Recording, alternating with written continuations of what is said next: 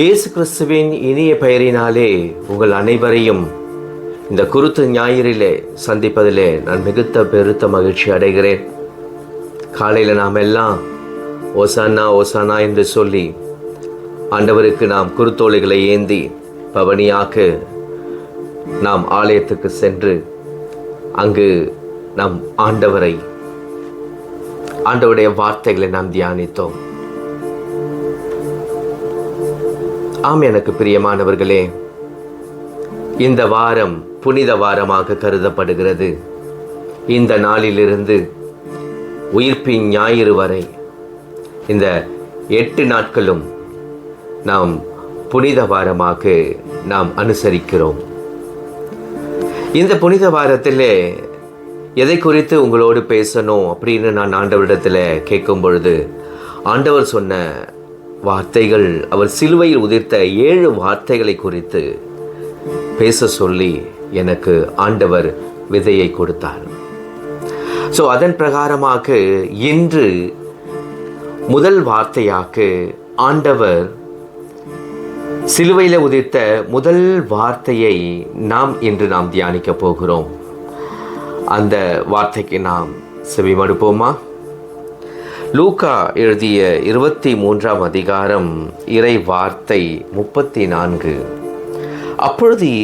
அப்பொழுது இயேசு, பிதாவே, இவர்களை மன்னியும், தாங்கள் செய்கிறது இன்னதென்று அறியாதிருக்கிறார்களே என்றார்.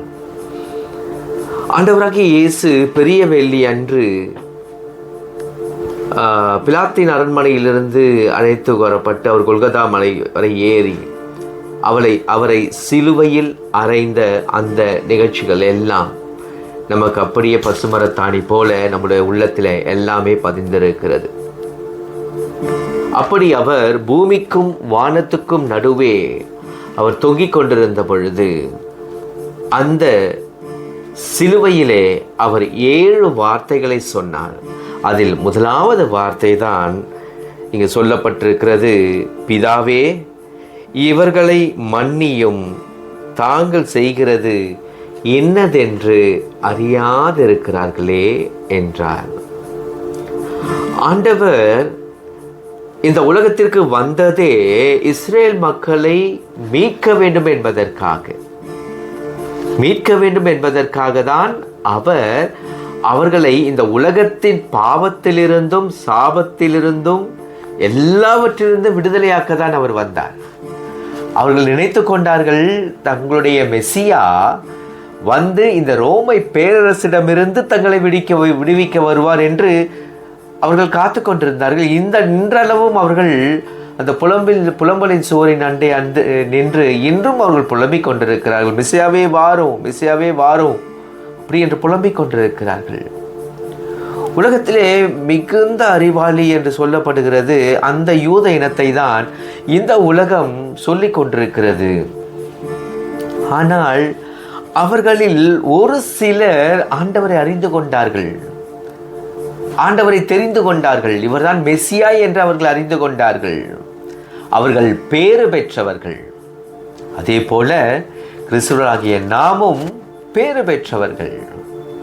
நான் ஏற்கனவே சொன்னது போல பைபிள் யாரை ஞானி என்று சொல்லுகிறதுனா, இவ்வுலகத்திலே சிறந்த அறிவியல் வல்லுநர்களையோ விஞ்ஞானிகளையோ படித்த மேதைகளையோ விவிலியம் அவர்களை ஞானிகள் என்று சொல்வதில்லைங்க. உலகத்தின் அளவுகோல் வேறு, பரலோகத்தின் அளவுகோல் வேறு. நான் ஏற்கனவே சொல்லி இருக்கிறேன். உலகம் பார்க்கிறது போல பரலோகம் பார்ப்பதில்லை.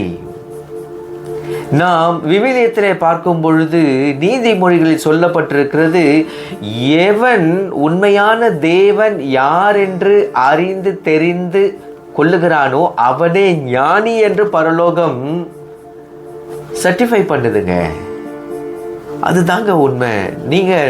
நம்மளே தாழ்த்திக்கிறோம்ல, நான் ரொம்ப படிக்காதவன், அவங்க ரொம்ப படித்தவங்க, அவங்க எம்ஃபில் பண்ணியிருக்காங்க, அவங்க டாக்டரேட் பண்ணியிருக்காங்க. நான் எத்தனையோ டாக்டரேட்டையும் இவங்களையும் நான் பார்த்து கொண்டிருக்கிறேன். அவர்கள் எல்லாம் ஒன்றுமில்லாதவர்களாய் அவர்கள் இருக்கிறார்கள். அப்படி இருக்கும் பொழுது அவரை யார் கடவுள் என்று அறிந்து கொள்ளுகிறார்களோ அவர்களே பேறு பெற்றவர்கள். அவர் நம் ஆண்டவராகிய இயேசு கிறிஸ்து அந்த மக்களை மீட்க பிதாவிடத்திலிருந்து அனுப்பப்பட்ட அவர், அந்த மக்கள் அவரை புறக்கணித்தார்கள். யூதர் மக்களுடைய வேலையை எப்படின்னா, ஆண்டவர் கடைசியாகத்தான் தன்னுடைய திருமகனை அவர் அனுப்பினார். அதற்கு முன்பாக அவர் நிறைய இறைவாக்கினர்களை அவர் அனுப்பினார்.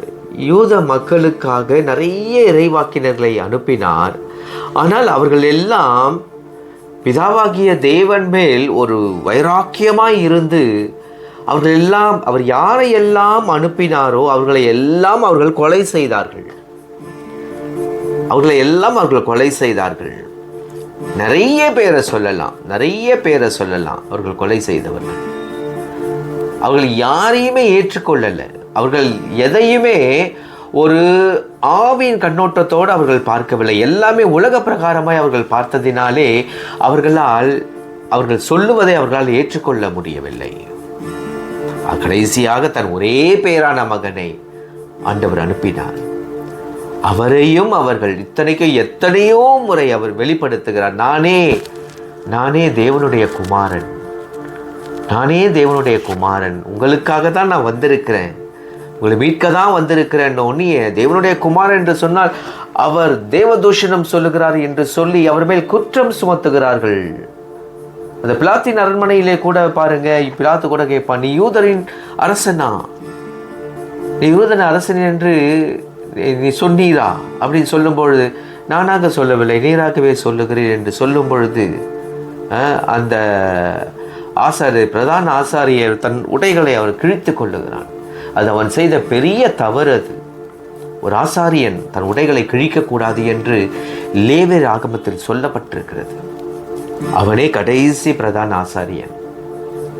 அதுக்கப்புறம் ஆசாரியத்துவமே அந்த இஸ்ரேலில் இல்லாமல் போயிற்று. அவன் செய்த ஒரே ஒரு தவறு, தேவனின் மேல் வைராக்கியம் இருக்கிறதாய் நினைத்து கொண்டு தன்னுடைய ஆசாரித்துவத்தை தன்னுடைய ஆசாரிய உடை அவன் கிழித்து போட்டான். பிரியமானவர்களே, அப்படி செய்திருக்கக்கூடாது. என்ன கோபம் இருந்தாலும் அவன் அதை செய்திருக்கக்கூடாது. அதுதான் கடைசியாய் ஆசாரியத்துவம் இருந்தது.